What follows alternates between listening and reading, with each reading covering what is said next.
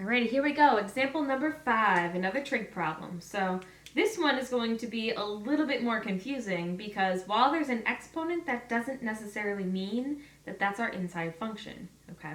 So we need to study this one a little bit more carefully in order to figure this out, okay? What I notice is that I've got a tangent and a secant squared. And what I want to remind you of is our derivatives, okay? So if we start with y is equal to the tangent of x, the derivative of that is secant squared x, okay?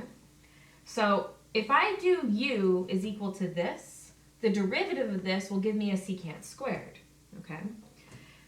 Now, that's what we're going to end up doing, but here's why we're not going to do y is equal to secant. If we did u is equal to secant. If I did y equals secant of x, the derivative of that is secant x tangent x.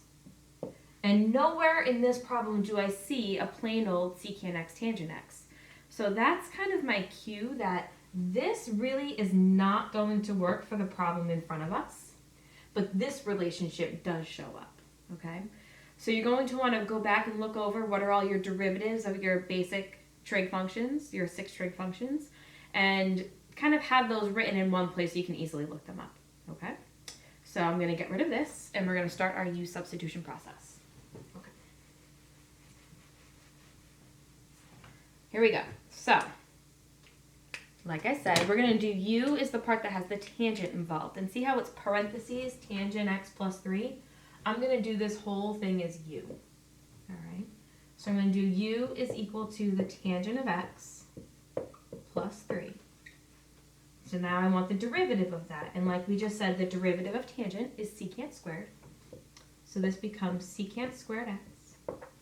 The derivative of a standalone constant is 0, so that goes away. And then we have our dx afterwards. Okay?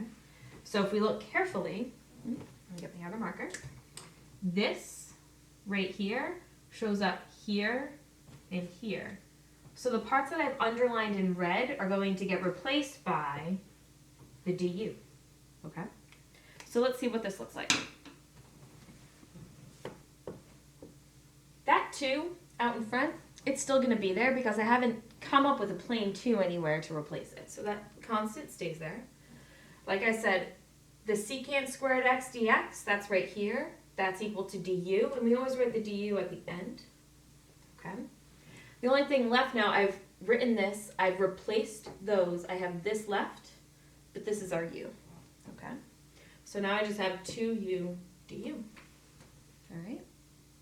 Now, before I move forward from here, what I want to point out is how this problem could have been a little bit different and made it slightly easier for us to identify our u.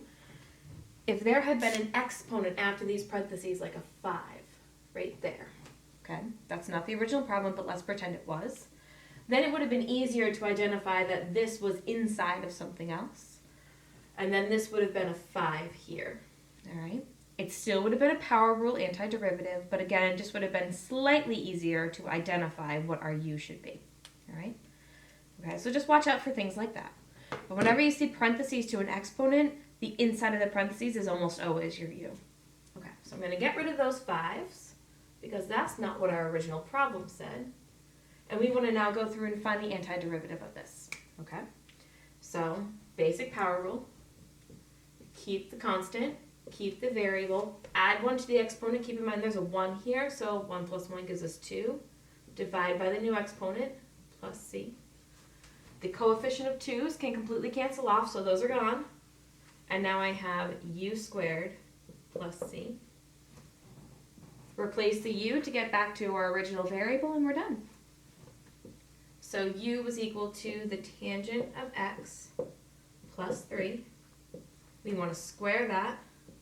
We're at our plus c, and we are now finished with this problem. Okay? And again, the only way that something like this is really going to modify on us is if there had been an exponent out here to make it a little bit easier to identify what our u should be. All right, that's it.